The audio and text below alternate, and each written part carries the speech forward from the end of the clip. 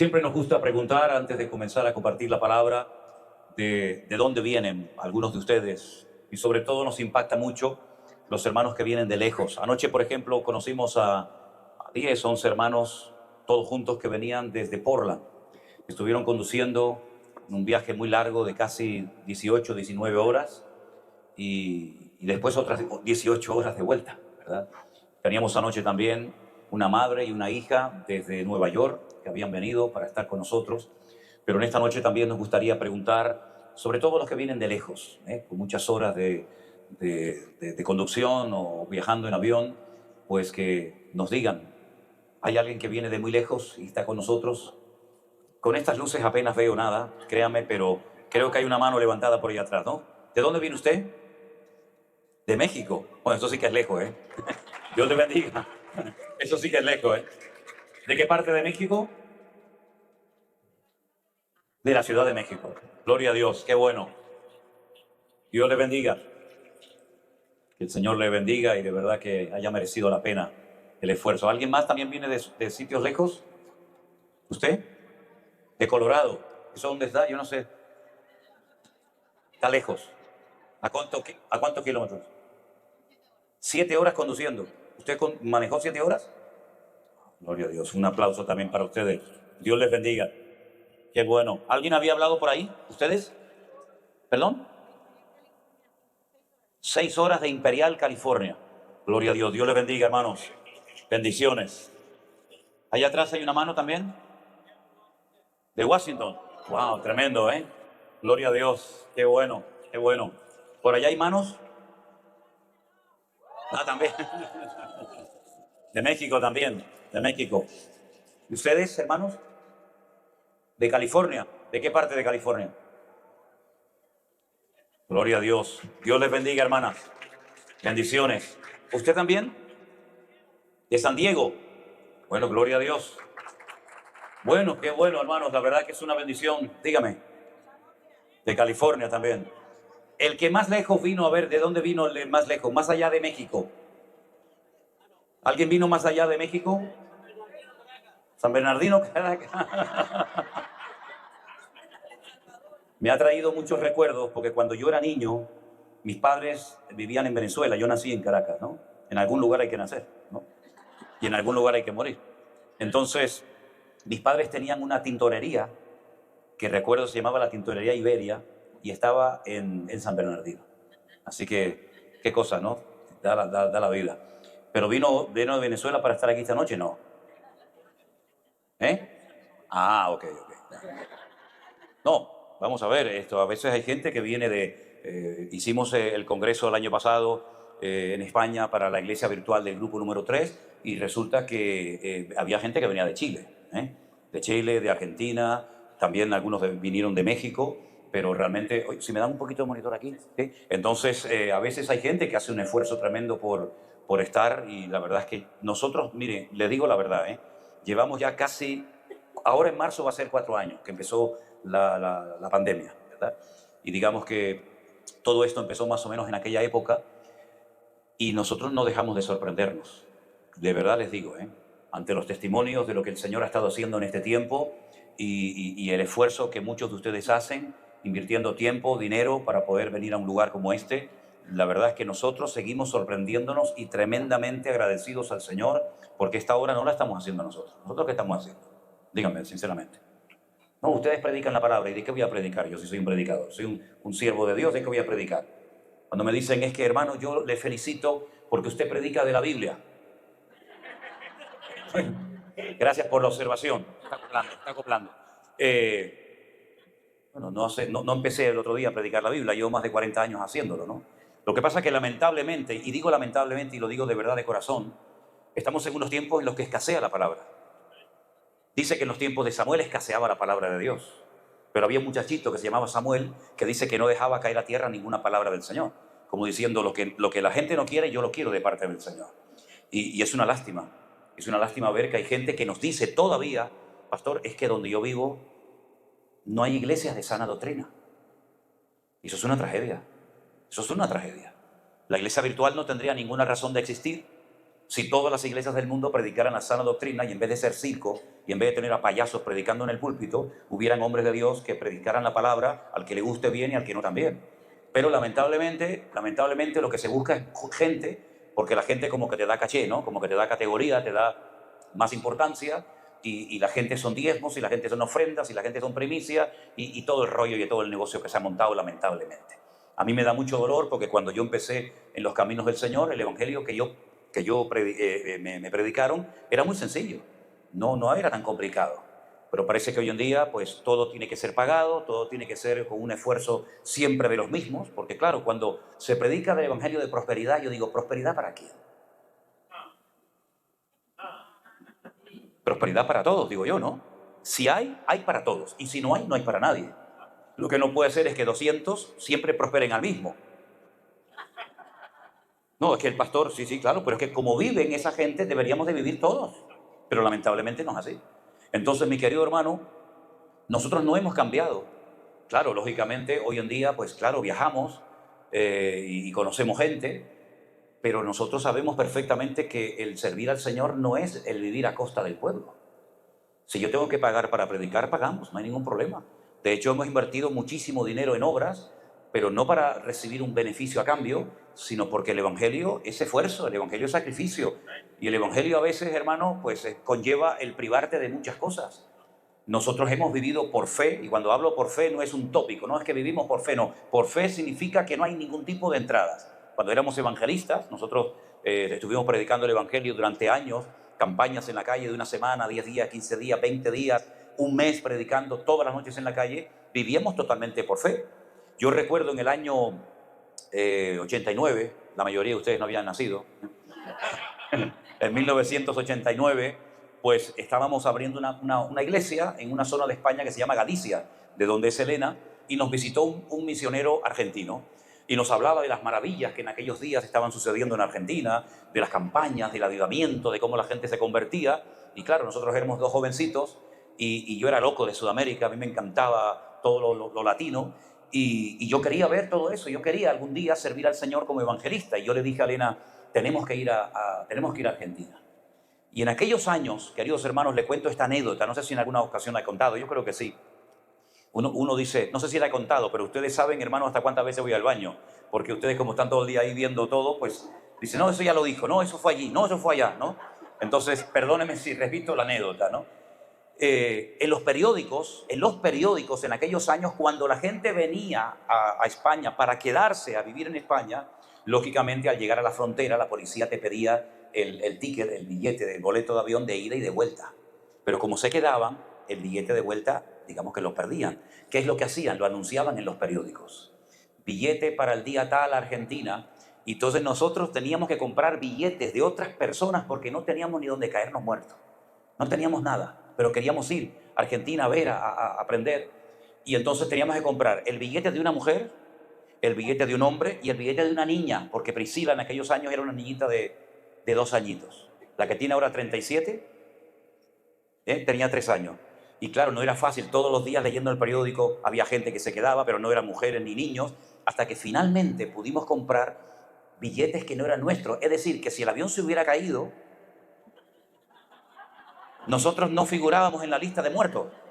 Estábamos vivos porque viajamos a nombre de Perico de los Palotes y Juana García Rodríguez, ¿verdad? Entonces, ¿qué hacíamos? Llegábamos al aeropuerto, la señora facturaba, metía las valijas y entonces nos daba así las tarjetas de embarque y entrábamos. Eso se podía hacer antes, hoy en día es imposible. Hoy en día, pero así viajamos a Argentina. Y cuando llegamos a Argentina en el año 1990, nos quedamos unos días en casa de un hermano que nos hospedó y me dice el hermano, aquí en esta ciudad de Rosario, no sé si hay aquí algún argentino, en la ciudad de Rosario todas las semanas se hace en una iglesia una reunión para todos los pastores de la ciudad. En aquellos días había una unidad pastoral muy bonita. Después cuando vino el mover del Señor, después cada uno como Pancho Villa, ¿no? Cada uno se hizo el rey de su reino, pero por lo menos cuando fuimos nosotros había una unidad muy bonita y había mucha colaboración. Y yo fui a esa reunión de pastores y yo iba a aprender. Yo era un muchacho de 27 años. Y claro, allí estaban los grandes, ¿no? Ahí estaban los importantes. Nosotros éramos una hormiga en el desierto. Y cuando llegué, el presidente de los pastores dice, hoy nos visita un hermano de España, me presentó como un gallego. Yo no tengo nada que ver con bueno, tengo que ver porque estoy casado con una gallega, pero yo vivo a 3.000 kilómetros de Galicia, no soy de Galicia. Pero allí llamaban a todos los españoles los gallegos, llamaban así, ¿no? Los argentinos, ¿tú viste? Entonces me dice, ya que ha venido este hermano de España, le vamos a decir que él nos predique hoy, porque todas las semanas predicaba un pastor, y vamos a pedirle al hermano que nos visita que nos predique. Fíjate, ese fue mi primer compromiso cuando llegué a Argentina, era un martes. Yo prediqué a los pastores. Cuando salí de esa reunión, llené mi agenda para 3 meses de predicación. Me invitaban todos a predicar. Yo llegué a casa y le dije, Elena, no te vas a creer lo que me ha pasado hoy. No me había pasado nunca. Me han invitado y allí se predicaba todos los días. En aquella época se predicaba todos los días. Había campamentos, retiros, campañas evangélicas. Todos los días predicábamos. Y no te vas a creer, me han invitado para 3 meses de predicación todos los días. Y ella me decía, no puede ser. Serán 3 semanas. Digo, no, 3 meses. Y efectivamente, fuimos por unos meses y nos quedamos pues casi 1 año y medio. Y al final tuvimos que decir, vámonos, porque esto es una pelota que crecía y crecía y crecía. Y así fue como vivíamos, totalmente por fe. A veces íbamos a un lugar, nos daban una ofrenda considerable, otra vez una ofrenda chiquita, y vivíamos totalmente por fe. Y fueron unos tiempos realmente maravillosos, porque el Señor nunca nos falló. Porque la Biblia dice que el justo por la fe vivirá. Y recordamos aquellos años con mucho cariño, porque el Señor nos cuidó teniendo una niña de 3 años. Y al final, cuando queríamos volver a España, no teníamos boletos. No teníamos para comprar los tickets de vuelta. Pero un pastor, que ya está en la presencia del Señor, el pastor Norberto Carlini, en una iglesia muy grande, dijo, esta pareja vino de España y nunca dijeron que no. Les invitábamos a predicar una villa miseria. Una villa miseria era lo más humilde, lo más pobre que había, donde nadie quería ir, donde Elena se llenó de pies a cabeza de piojos.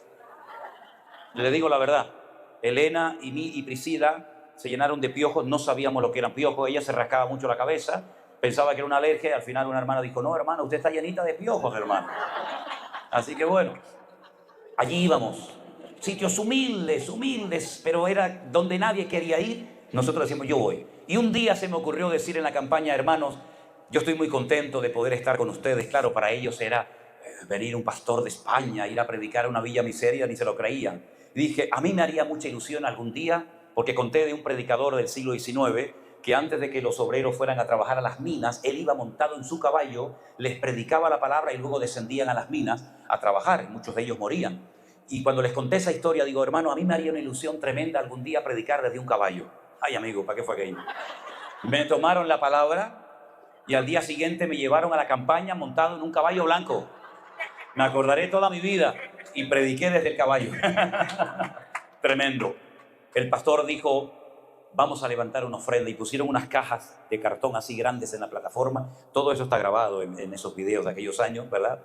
Y la gente empezó a ofrendar y a ofrendar, y con ese dinero pudimos volver a España comprando los tickets para poder volver. Es decir, el Señor nunca nos falló. Porque hay algo que nosotros siempre hemos procurado cultivar y mantener en nuestra vida, y es de lo que yo les quiero hablar en esta noche.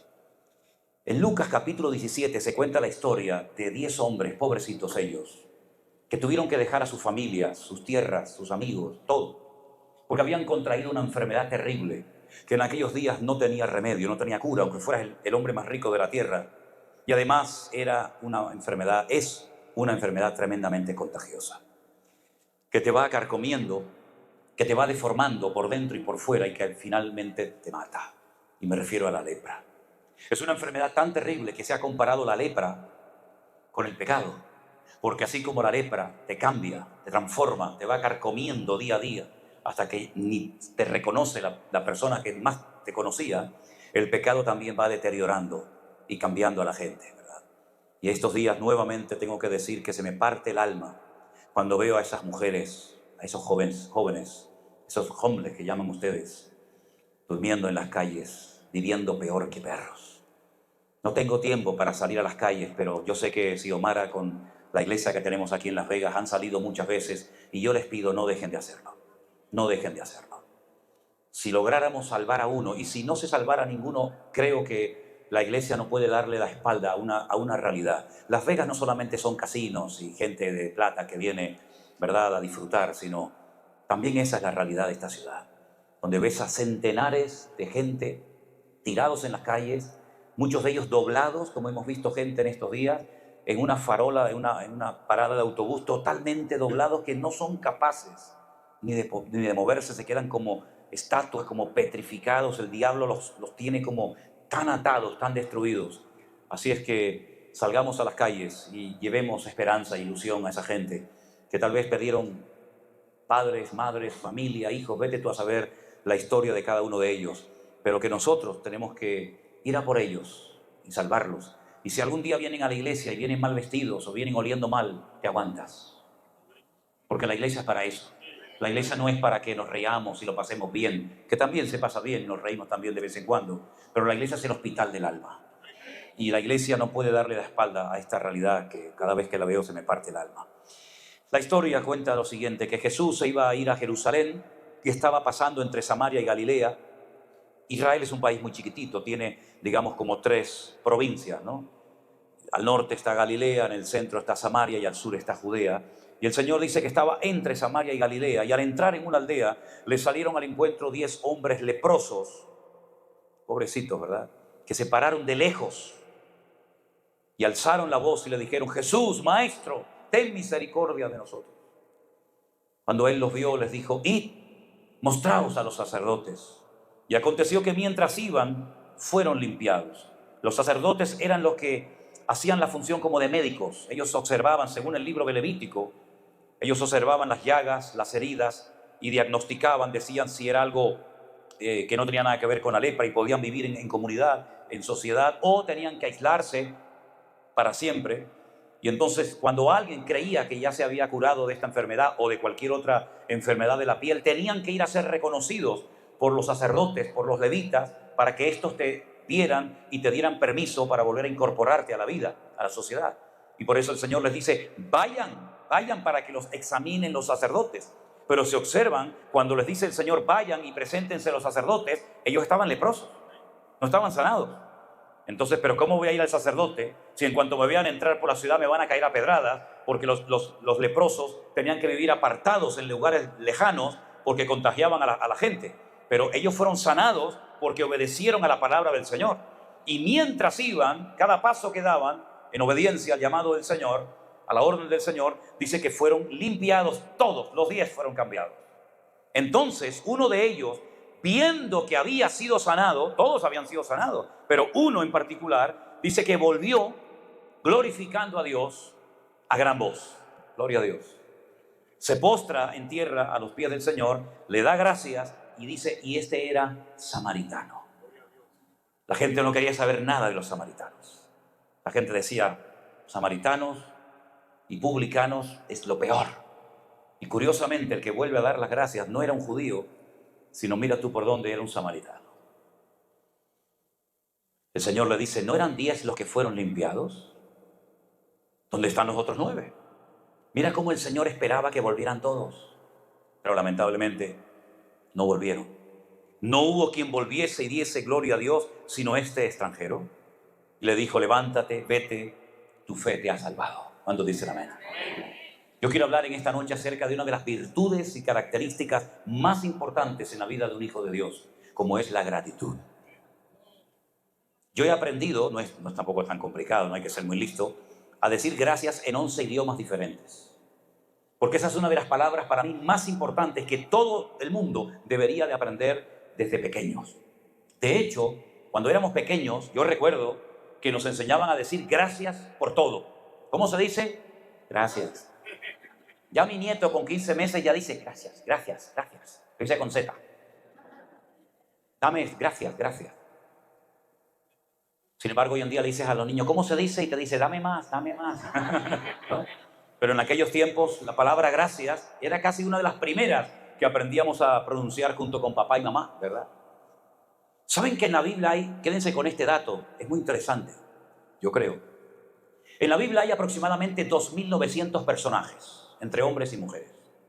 Tú sumas los personajes de la Biblia y no llegan a 3.000. Pero si buscas en esa cifra de 2.900 personajes bíblicos, ¿cuántos se conocen por ser gente agradecida? son muy pocos. Gente de fe, muchísima. Profetas, muchísimos. Reyes, muchísimos. Pero gente que en un momento de su vida le dio gracias a Dios por algo, muy poquitos. Uno de ellos, Job. Un hombre que humanamente hablando no tenía muchos motivos, ¿no?, para darle gracias a Dios. Perdió su matrimonio, perdió su salud, perdió su patrimonio, perdió sus amistades, lo perdió todo, pero él seguía alabando a Dios y llegó a decir aquello de: aunque tú me mates, yo te seguiré alabando y adorando, porque yo sé que mi Redentor está vivo. Y vemos que es un hombre que, a pesar de su triste condición, a pesar de su miseria, a pesar de su enfermedad, a pesar de todo, siempre fue un hombre que no perdió su integridad y su gratitud al Señor. Siempre le daba gracias al Señor, aunque a veces no entendía nada, pero siempre fue un hombre agradecido. Otro hombre que expresa gratitud muchas veces en la Biblia fue, por ejemplo, David. David, en muchos salmos y en muchos momentos de su vida, es una persona que le da gracias al Señor, porque él sabe perfectamente que él le debe la vida al Señor y que el Señor lo ha protegido y lo ha cuidado de guerra, lo ha cuidado de gigantes, lo ha cuidado de enemigos de dentro, de afuera. Y es un hombre que se caracteriza por ser un adorador, pero también por ser un hombre tremendamente agradecido. Otra persona que vemos en la Biblia que le dio gracias al Señor fue aquella mujer llamada Ana. ¿Se acuerdan de Ana? Pobrecita, ¿verdad? Dice la Biblia que ella llevó durante años aquella afrenta, aquel dolor de no poder ser madre. Todos los años iba a la casa del sacerdote Elí en Shiloh, y un día se quebrantó delante del Señor, derramó su alma delante del Señor, le prometió al Señor que si era madre y tenía un hijo varón, se lo consagraría al Señor todos los días de su vida. Y cuando el niño fue destetado, dice la Biblia que le dio gracias al Señor por haber respondido a su oración. Tenemos a Job, tenemos a Ana, tenemos a David, y ahora nos encontramos con este samaritano recién sanado de lepra, volviendo y postrándose ante el Señor y dándole gracias. ¿Saben, hermanos? Yo he conocido gente muy amargada, muy dolida, gente triste, que siempre te cuentan sus tragedias, siempre te cuentan sus dolores, siempre te cuentan sus tristezas. Y en el fondo, cuando los conoces un poco, te das cuenta que no han aprendido el poder de ser agradecido a Dios. Hay milagros, y lo vamos a ver en esta noche. Ayer mencioné un poquito por encima, que se produjeron cuando hubo una actitud de gratitud y se dijo gracias. Por eso, automáticamente las circunstancias cambiaron. Pero antes de profundizar en esto, hice una pequeña selección.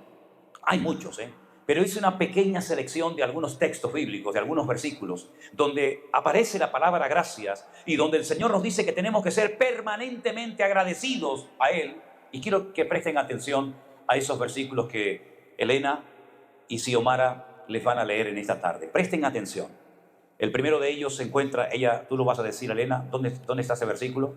Está en Colosenses capítulo 3, versículo 17. Ese es. Y dice así: y todo lo que hacéis, sea de palabra o de hecho, hacedlo todo en el nombre del Señor Jesús, dando gracias a Dios Padre por medio de Él. Amén. Todo lo que hagas en la vida, cuando vayas a trabajar, cuando vayas a limpiar, cuando vayas a estudiar, cuando hagas cualquier cosa en la vida, hazlo con gozo, hazlo con alegría, hazlo con una buena actitud. No te quejes, no te lamentes. Y si no sabes gozarte en eso, no lo hagas. No lo hagas. Yo creo que les conté en una ocasión, cuando yo fui a estudiar aquella escuela bíblica, aquel seminario allí en una isla de Canarias que se llama Las Palmas de Gran Canaria.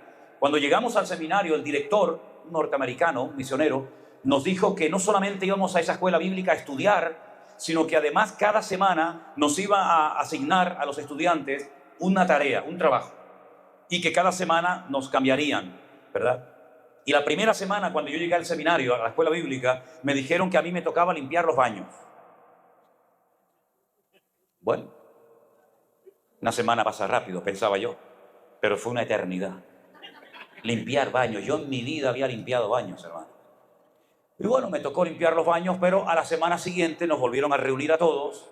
Y entonces dijeron, a ver, los que han estado en los jardines, ahora tienen que ir a la cocina. Los que han estado en la cocina tienen que ir a no sé qué sitio. Y me dice, ¿usted dónde ha estado? Digo, yo he estado limpiando baños, hermano. Y me dice, pues esta semana lo va a volver a limpiar de vuelta. Yo te digo honestamente, hoy en día ya me río de esto, ¿no? Pero en aquel momento yo creía que el diablo estaba usando a este hombre. Yo creía que el diablo, porque claro, yo decía, yo estoy pagando por estar aquí y este hombre me está pinchando, es el diablo que me está buscando las cosquillas. Y yo en aquellos años tenía carácter, ¿eh? Hoy ya menos, cada vez tengo menos, ¿no? Pero en aquellos años, amigo, no me buscara mucho las vueltas porque lo ibas a encontrar, ¿eh? Entonces, yo estaba un día limpiando los baños, segunda semana, y entonces yo estaba limpiando, este señor, este hermano pasa y mira así, me dice, meta un poquito la mano más abajo, hermano, para limpiar bien. Y yo decía, pucha, este hombre está, ¿qué cosa es esto? Yo ya estaba enfadado, como una mala actitud, ¿sabes? Estaba mal. Pero bueno, a la tercera semana resulta de que a todos los cambian y a mí no me cambia este hombre otra vez. Y yo digo, no, se acabó. Yo no aguanto más. Me tenía que sujetar, estaba allí y le digo, pastor, hermano, yo quiero hablar con usted. Sí, venga a mi oficina, siéntese. Yo quería hablar con él, pero era toda una calma, Claro, llevaba 50 años de ministerio, ¿no? Imagínate la calma de aquel hombre, yo era un caballo desbocado. Pero no, tranquilo, hermano, no se preocupe. ¿Quiere tomar algo? No quiero tomar nada, quiero hablar. Digo, a ver, ¿qué le pasa? Me dicen. Digo, mire, hermano, se está haciendo una gran injusticia conmigo, ¿eh? ¿Sí? Una gran injusticia. Esto no es justo, hermano. Yo veo que este lo mandan para acá, lo mandan para allá, el otro lo van para otro sitio, y yo llevo 3 semanas limpiando baños. Ahora, allí no entraba nadie. Cuando él entraba, afuera, aquí no entra nadie. Aquello brillaba como los chorros del oro, mi hermano. Y me dice, no ha habido ninguna injusticia, hermano. Lo que pasa es que he notado que usted no se goza limpiando los baños.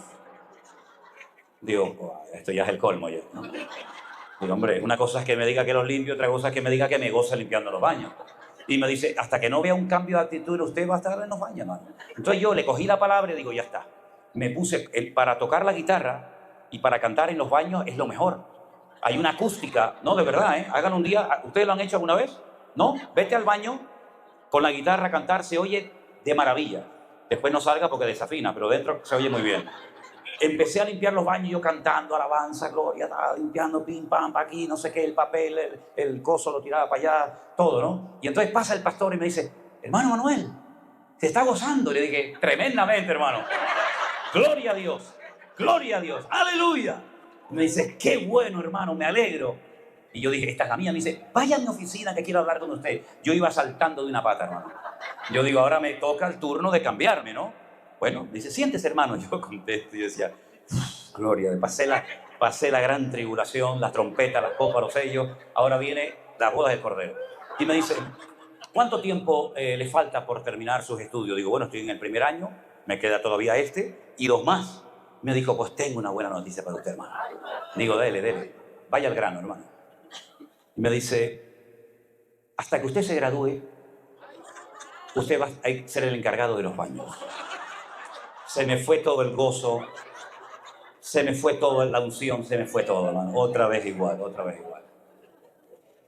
Para mí en aquellos días fue complicado la cosa, pero gracias a Dios por aquello, ¿sabes? Gracias a Dios. Nosotros en nuestro ministerio tenemos como un lema, una forma de vivir, de concebir la vida, y es que nos llamamos gente de todo terreno.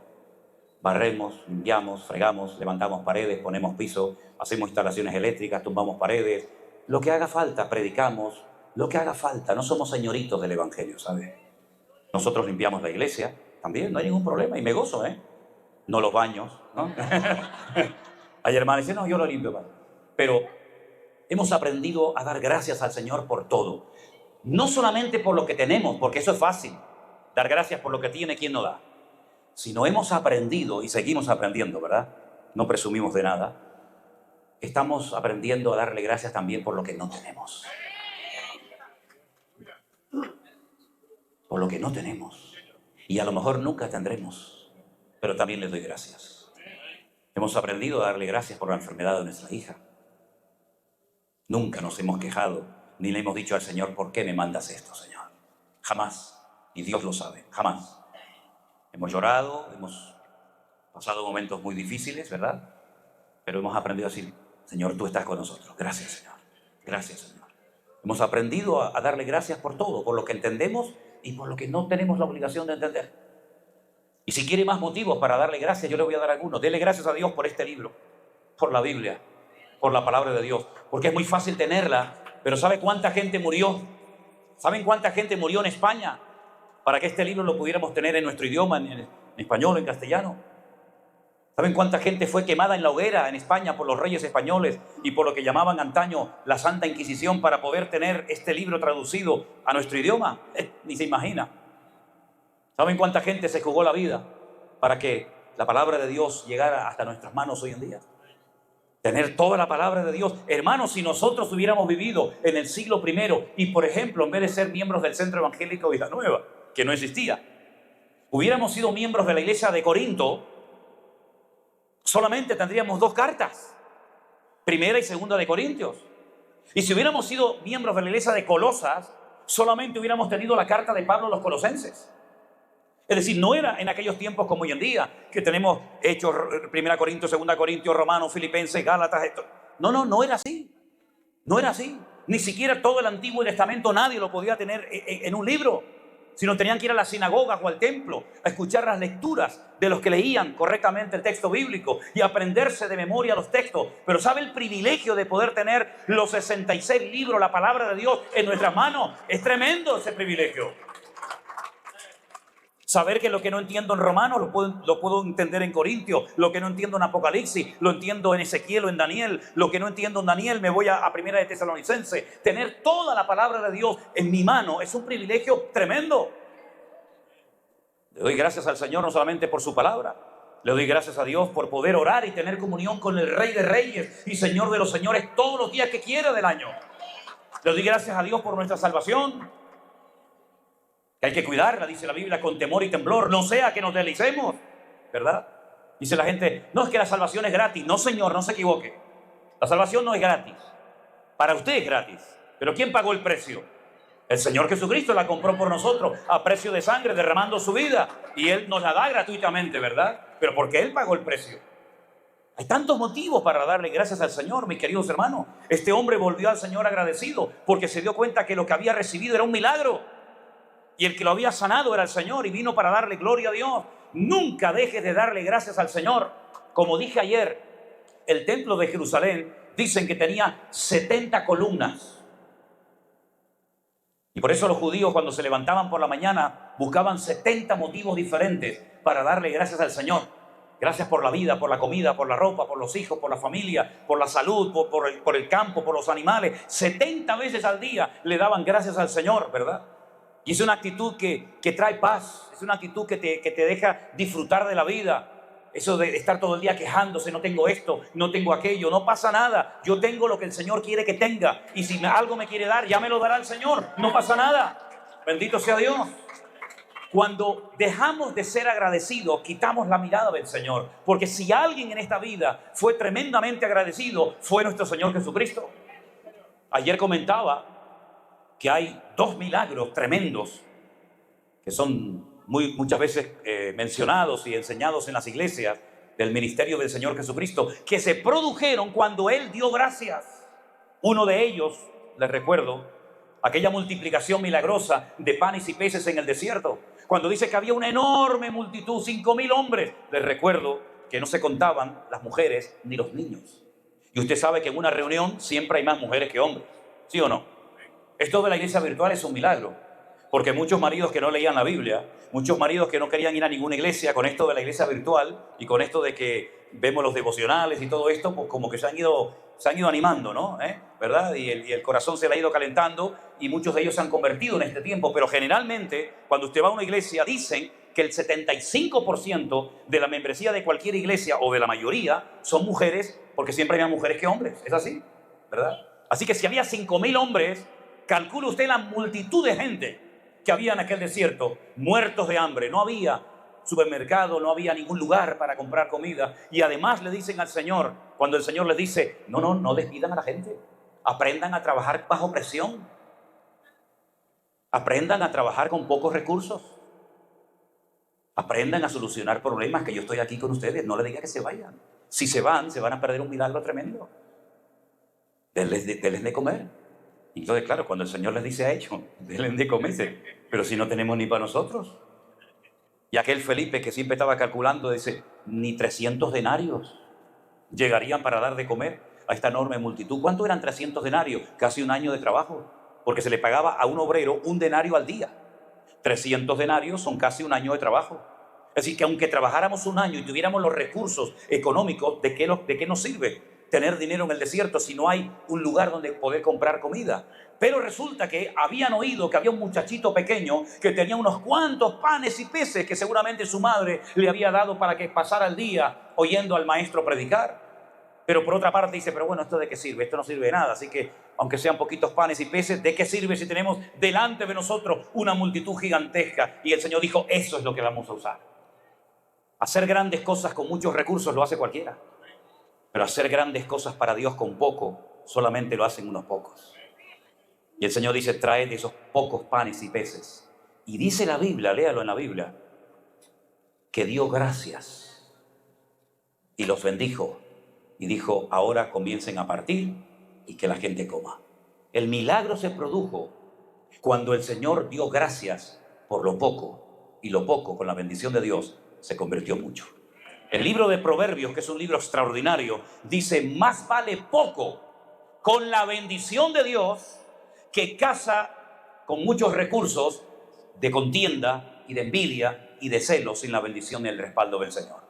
Por lo tanto, el milagro de la multiplicación de los panes y de los peces nos enseña muchas lecciones, pero una fundamental es que el Señor demostró gratitud en medio de la prueba, en medio del desierto, sin recursos, con escasos recursos, dio gracias y lo que tenían el Señor lo multiplicó. Dice la Biblia que comieron, y no solamente comieron, sino se saciaron y sobraron cestas enteras llenas de pedazos. Así que en vez de estar todo el día quejándose, no tengo esto, no tengo aquello, cuando aprendas a ser agradecido y a darle gracias al Señor por lo que tienes, probablemente el Señor te sorprenda, mi querido hermano. Porque hay un versículo por ahí que poco se conoce, o del cual se habla poco, que dice, bienaventurado el varón que se gozó en el día de las pequeñeces. ¿Saben cómo me tuve que aprender a gozar yo predicándole a sillas vacías? Y no un día ni dos, sino muchas semanas y algunos meses. Pero aprendimos a gozarnos y íbamos a los cultos. Elena, en aquel momento mi hija Miriam, y íbamos al culto y no había nadie, no había músicos, no había guitarra, no había batería, no había nada, no había miembros, no había nadie, solo nosotros tres. Y hacíamos el culto y yo predicaba, ¿verdad? A sillas vacías, pero sin embargo el Señor nos enseñó que no predicábamos a sillas vacías. Yo creo que nunca hemos predicado a tantas multitudes como en aquellos días, que aparentemente creíamos que nadie nos veía y nos escuchaba. Pero el Señor nos dio fuerza y nos dio gratitud y nunca nos quejamos, sino que entendimos que era un tiempo especial que el Señor le estaba dando a su pueblo para que recapacitara y para que muchos se reconciliaran con el Señor y volvieran nuevamente a sus caminos. El segundo milagro, que justamente hoy lo leí en casa, que me llamó muchísimo la atención, es uno de los milagros más espectaculares de la vida del Señor Jesucristo, y es nada más y nada menos que la resurrección de su amigo Lázaro. Me decía nuestra hermana Cristina el otro día que su marido, que es doctor, que es médico, le dijo que el milagro de la resurrección de Lázaro es tremendo, porque al cuarto día, cuando entierran a una persona, el cuerpo, la materia, se convierte en líquido. No solamente estaba la tradición o la leyenda o la costumbre judía de que al tercer día el alma salía del cuerpo y no volvía a entrar hasta el día de la resurrección en el día postrero, sino que científicamente, cuando una persona ya lleva 4 días bajo tierra o enterrado, por lo visto la materia ya se va deteriorando y se convierte en algo líquido. Y fue al cuarto día cuando el maestro decidió ir a la casa de Marta y de María. Ahora, le estaban esperando hacía 4 días. ¿Recuerdan la historia? El que amas está enfermo, ven pronto. Cuando Marta y María, que conocían lo atareado, lo ocupado que era el Señor, le mandan el mensaje de que ven pronto porque tu amigo Lázaro te está muriendo, está enfermo, no era una broma, era una enfermedad de muerte. Pero el Señor aparentemente a ellas les falló, les defraudó. Yo he conocido creyentes que están enfadados con Dios, están peleados con Dios, porque a lo mejor el niño se le murió o porque no salieron las cosas como él esperaba que salieran. Pero el Señor nunca va a llegar tarde ni va a defraudar a nadie. Hay que aprender a discernir y a interpretar los tiempos y cómo Dios se mueve, porque a veces Dios dice sí, a veces Dios dice no y a veces no dice nada, pero también Dios habla en el silencio. Y hay que aprender a conocer la esencia de nuestro Dios. Y cuando el Señor llega a la casa de Marta y de María, las dos están muy dolidas, porque lo habían tratado muy bien, porque habían dado de comer al Señor y a sus discípulos y a toda la gente que siempre le acompañaba. Y el único día que le piden un favor, el Señor le falla. Y fíjense que tanto una como la otra le dicen al Señor: Señor, si tú hubieras estado aquí cuando te mandamos a llamar, nuestro hermano no habría muerto. Eso significa que están dolidas. Ya no han perdido la gratitud, han perdido ese fervor por el Señor, porque ahora ven que su hermano, por culpa del Señor, se ha muerto y es demasiado tarde. Y el Señor le dice: pero Marta, hija María, yo soy la resurrección y la vida. El que cree en mí, aunque esté muerto, vivirá. Y las hermanas, que eran judías, que sabían que la resurrección de los muertos es un hecho, porque en el Antiguo Testamento se habla de la resurrección de los muertos, le dicen: sí, Señor, sabemos que nuestro hermano va a resucitar. No somos ateas, no somos idólatras, somos conocedoras de la Torá de Moisés. Sabemos perfectamente que los muertos resucitarán, unos para vida eterna y otros para vergüenza y confusión eterna. Sabemos que nuestro hermano resucitará en el día postrero, pero no ahora. ¿Cómo que no ahora? No, yo no hablo del día postrero. Yo hablo de ahora. Y vamos a ir al cementerio. Y dice la Biblia que cuando llega al cementerio ve aquel ambiente de derrota, de pesimismo, después de tantos milagros que había hecho el Señor, después de tanta enseñanza que había dado, el Señor se pone a llorar, pero no porque le faltaba poder, no porque estaba deprimido ese día, sino porque veía que el ambiente era muy cargado, muy pesado, muy contaminado. Y llegó a decir: bueno, quiten la piedra por lo menos, hagan algo, mijo. Hagan algo. Déjense de quejar. Quiten la piedra por lo menos. Y le dicen: pero ¿cómo vamos a quitar la piedra si sabes el olor que va a salir de allá adentro? Dándole consejos al Señor. Qué tonterías decimos cuando estamos desanimados, ¿verdad? Gracias a Dios que Dios no ha contestado muchas de las oraciones cuando estábamos en nuestro día malo, menos mal, El Señor dice: quitad la piedra, por favor. Y entonces Él hace un milagro tremendo. Pero antes de que se levante Lázaro de la muerte, antes de que vuelva el alma y el espíritu a la vida de Lázaro, Él dice: gracias te doy, Padre, porque sé que siempre me oyes. Fíjense que ante un milagro tremendo, hermano, porque había resucitado gente que recién acababa de morir. Había resucitado personas, porque el judío entierra al difunto el mismo día, lo antes posible. Es la costumbre en Medio Oriente. Te mueres ahora y a la hora ya estás enterrado. Es la costumbre en Medio Oriente. No es que, bueno, vamos a guardarlo, vamos a embalsamarlo, vamos a tenerlo un día en una cámara frigorífica para que venga el tío que vive en Jamaica y el pobre se despida de él. No. Es un entierro casi inmediato. Y la mayoría de las personas que había resucitado el Señor eran personas que llevaban muy poco tiempo muertas, como por ejemplo la hija de Jairo, el principal de la sinagoga, etc. Pero en este caso, nunca el Señor había resucitado a una persona después de tantos días muerto. Pero el Señor lo saca de la tumba y demuestra que para Él no hay nada imposible. Pero antes, como he dicho, da gracias al Padre porque sabía que siempre le oía. Ahora, ¿qué hubieran hecho muchos creyentes hoy en día si hubieran puesto a declarar? ¿A declarar qué? A decretar. ¿A decretar qué? ¿Quién eres tú para estar declarando y decretando? Nosotros oramos con humildad a nuestro Dios. Aquí el único que tiene poder para declarar y decretar es nuestro Dios. Nosotros somos siervos y decimos que se haga tu voluntad. Si quieres hacer el milagro, lo puedes hacer, y si no lo quieres hacer, no pasa nada. Te seguiré estando agradecido y te daré la honra y la gloria. Porque no te sirvo por lo que me das, sino porque te he conocido y porque te amo con todo mi corazón. Aleluya, aleluya, gloria a Dios. Hay que acostumbrar al cuerpo, hay que acostumbrar a la mente, hay que acostumbrar al vocabulario. Hay que fortalecer nuestra fe cada día diciendo: gracias, Señor, gracias. Hay gente que cuando hace mucho calor se quejan. ¿Han conocido gente así? Y dicen: qué asco de calor. A ver si viene un poquito el frío. Y viene el frío, dice: uy, qué harto estoy del frío. A ver si viene el calor. ¿Pero en qué quedamos, mijo? ¿Quieres frío o quieres calor? Gente que se queja por todo. Pero escuchen, gente de la iglesia, No hablo de los de la calle. Los de la calle ya están ahí. No, hablo de creyentes. Se quejan por todo. Por el frío, por el calor. En vez de decir: Señor, te doy gracias, porque gracias a ti estoy vivo. No por nuestros méritos. Nuestros méritos no sirven de nada delante del Señor. Es por la misericordia, es por la gracia de Dios que podemos decir: gracias porque me has salvado. Y aunque a partir de ahora el Señor nunca más volviera a responder a ninguna de nuestras oraciones, no pasaría nada, porque la principal, que era perdonar y limpiar nuestros pecados y restaurar nuestra alma, ya se ha producido. Pero a pesar de eso, Dios nos sigue oyendo. Y esta es la confianza que tenemos en Él, que si sabemos que Él nos oye, sabemos que tenemos las peticiones que le hayamos hecho, ¿verdad? Así que, hermanos, yo quiero que todos y cada uno de nosotros seamos gente agradecida. Y por ese niño enfermo, dale gracias. Y por ese matrimonio tal vez roto de momento, dale gracias. Y en vez de estar pensando que te robaron a tu marido y deseándole a veces cosas malas a las demás personas, ponte de rodillas y dile: Señor, no entiendo nada, pero te doy gracias porque yo sé que tú tienes todo bajo control. Porque el Señor no te va a mandar una prueba que no era para ti.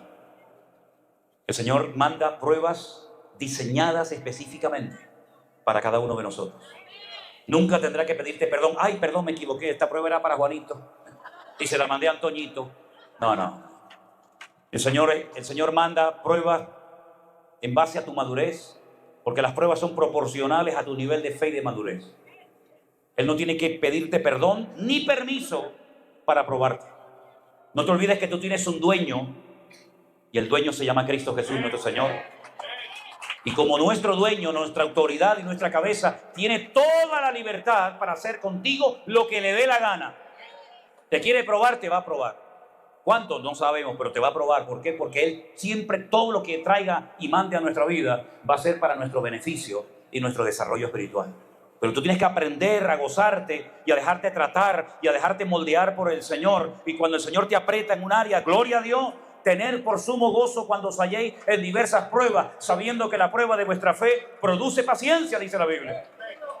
Y por ahí otro autor de la Biblia, Pedro, dice: y no os sorprendáis, hermanos queridos, no se lleven las manos a la cabeza cuando os hayáis sometidos en diversas pruebas. No os sorprendáis, porque las pruebas que están pasando ustedes, las están pasando igualito otros hermanos de ustedes en otras partes del mundo. Por lo tanto, dele gracias. Que tiene trabajo, gloria a Dios, gracias Señor. Que no tiene trabajo, gracias Señor. Porque el diablo no puede imitar la gratitud de un corazón agradecido que alaba y honra al Señor. Créame. El diablo nunca le ha dado gracias a nadie, porque es un ser amargado y frustrado. Esa es la cruda realidad. El diablo no tiene pastor, no tiene amigo, no tiene iglesia, no tiene familia, no tiene padre, no tiene madre. Es un ser vagabundo, errante por toda la tierra. Ese es el rey de los hombres del mundo. No tiene dónde caerse muerto. Hoy está aquí, mañana está allá, amargado, frustrado. Todo le ha salido mal y le va a seguir saliendo mal. Porque cuando creía que había derrotado al Señor, le salió el tiro por la culata, porque el Señor se le presentó y le quitó la llave de la muerte y del Hades, y dijo: yo soy el primero, el último, el que estuvo muerto y vivo por los siglos de los siglos. Amén. ¡Aleluya! Ese es nuestro Dios. Por lo tanto, cuando usted se queja, se está identificando con este personaje siniestro, del cual no quiero saber absolutamente nada. Pero cuando usted da gracias, usted está aprendiendo del carácter de Cristo. Porque Cristo era una persona tremendamente agradecido. Y yo quiero que nosotros también seamos como Él en este área de nuestra vida. ¿Usted quiere ver un cambio en su familia? Comience a dar gracias a Dios. Pero hermanos, que todo está igual, eso es lo que usted cree. Eso es lo que usted cree. Porque una de las características de que Dios está obrando es que usted no entiende nada. ¿Cómo? Una de las características de que usted está siendo probado y moldeado por el Señor es que usted no entiende lo que Dios está haciendo. Porque si lo entendiera, entonces no es una prueba. ¿Qué te parece? Así que usted no tiene que entender lo que está pasando. Yo solamente sé una cosa: el Señor es mi pastor y nada me faltará. Y si yo oro al Señor, las cosas van a cambiar. Comience a darle gracias. Cuando se levante mañana, bueno, espere, antes de que se acueste esta noche. No vamos a esperar mañana, vamos a empezar por esta noche. Antes de acostarse, dele gracias a Dios por una serie de cosas que para usted son normales. ¿Usted se cree que todo el mundo duerme en una cama tan cómoda como usted? Hermano, nos dejaron una cama en Houston, que estuve una semana sin ver a mi mujer. Era enorme la cama, gigante. Yo hacía así y digo: ¿dónde se ha metido esta mujer? No la encontré en una semana, hermano. Enorme, cómoda, tremenda. Las almohadas aquello eran almohadas del rey Salomón. Yo decía: Señor, gracias, esto es una maravilla. Usted le ha dado gracias al Señor por el colchón que tiene, por la almohada que tiene. Capaz que nunca. Dele esta noche gracias a Dios. Jacob, que era un gran hombre de Dios, se tuvo que un día poner sobre una piedra como almohada. Así que si usted tiene una almohada cómoda, dele esta noche al Señor gracias por eso. Dele gracias a Dios por la ropa que lleva. Hay gente que tiene tantos zapatos que creen que le van a crecer piernas para ponerse los 30, 40, 80, 90 pares de zapatos. Por mucho que tenga, mismo, solamente te caben 2 al mismo tiempo, no te caben más. Ya no saben dónde meter los zapatos. Yo me acuerdo que una vez íbamos a ir a Israel y un muchacho iba a viajar conmigo el día anterior y nos quedamos a dormir en una habitación y entonces él estaba allí preparando ¿cómo es? La maleta, la valija o como lo llame, ¿no? Y estaba preparando y yo le veo que venga a sacar, ¿cómo lo llaman a estas zapatillas de deporte? ¿Cómo lo llaman? Los tenis, lo llamamos en España. ¿Lo llaman tenis? ¿Sí? Estas de deportes, ¿no? Ok, y él empieza a sacar unas y otras y yo digo, pero muchacho, ¿eso qué es? Parecía un vendedor de estos ambulantes. Digo, ¿pero cuántas zapatillas lleva, mijo? Dice, no, yo llevo aquí, digo, la roja, la amarilla, la verde, la azul. Digo, ¿y para qué? No, porque estas son las que me pegan con la camisa roja. Y estas son las que me pegan. Digo, dame el favor, coge todo eso y me lo tiras para allá, que me llevas uno solo, más la que te llevas puesta. Déjate de bobería. Camisa, corbata. Yo este año, para la gloria de Dios, y Elena que está ahí te lo puede decir, me decían, papá, ¿qué queremos? ¿Qué quieres que te regalemos? Digo, nada. ¿Cómo? Digo, nada. Si a mí no me hace falta de nada. Gracias al Señor zapatos, tengo más que suficiente. Mira, tengo tantos zapatos que con la poca vida que ya me queda en comparación con la que he vivido, no los voy a gastar nunca. Así que se me van a quedar nuevos. Camisas, corbatas, pantalones, Biblia. No me regalen nada, le dije a mis hijas, ¿verdad? Tenemos más de lo que necesitamos. Incluso comemos más de lo que necesitamos para sobrevivir. Hay algunos que están cenando y están pensando en el desayuno de mañana. Canta, venga a comer. Los hermanos, que Dios los bendiga. La bendición de Dios. Había un hermano que yo decía, hermano, es más fácil saltarte que darte la vuelta. Te pisaba y decía, descansa en paz. Mire, querido hermano, aprendamos a darle gracias a Dios. Mire a los hermanos que están a su alrededor.